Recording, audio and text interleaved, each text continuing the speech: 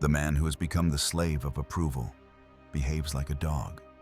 His actions are dictated not by his inner truth, but by an external force, the desire to fit in, to be seen as loyal, to be valued. The dog, after all, is often praised for its obedience and its devotion. But underneath this praise lies a darker truth: loyalty. In its purest sense, is not a virtue, but a leash. It is a tether that binds one to the whims of another, a symbol of submission rather than strength. The dog that is praised for its loyalty, for wagging its tail in response to praise and recoiling in the face of disfavor, is in fact nothing more than a creature of dependency. Loyalty, as the world understands it, is not the noble trait it is often made out to be. It is not the unconditional devotion that heroes are lauded for. Instead, loyalty is at its core a tool of manipulation, a means to control, to subjugate.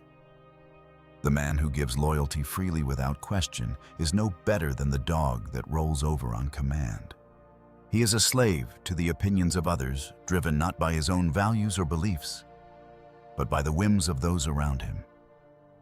His freedom is forfeited, his soul subdued.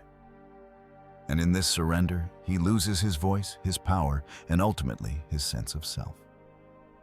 The world has conditioned us to believe that loyalty is a measure of worthiness, a sign of integrity and character. But loyalty, as practiced by so many, is merely an act of submission. It is not a virtue, but a form of servitude, a trap that keeps men from reaching their full potential.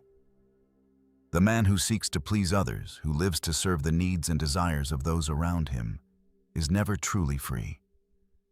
He is always at the mercy of someone else's approval, always tethered to an invisible chain that dictates his actions and thoughts.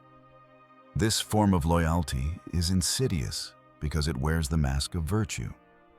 It convinces us that we are doing the right thing by being loyal to others, by seeking their approval and validation. But in truth, we are merely sacrificing our independence and our autonomy. We become like the dog, dependent on external sources of affection and approval, addicted to the praise we receive and terrified of rejection. In the political and personal realms alike, the man who behaves like the dog, who seeks validation, who thrives on praise, who recoils at disfavor, is doomed to remain at the feet of others. He will never rise above the crowd.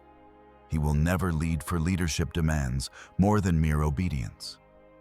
It requires independence of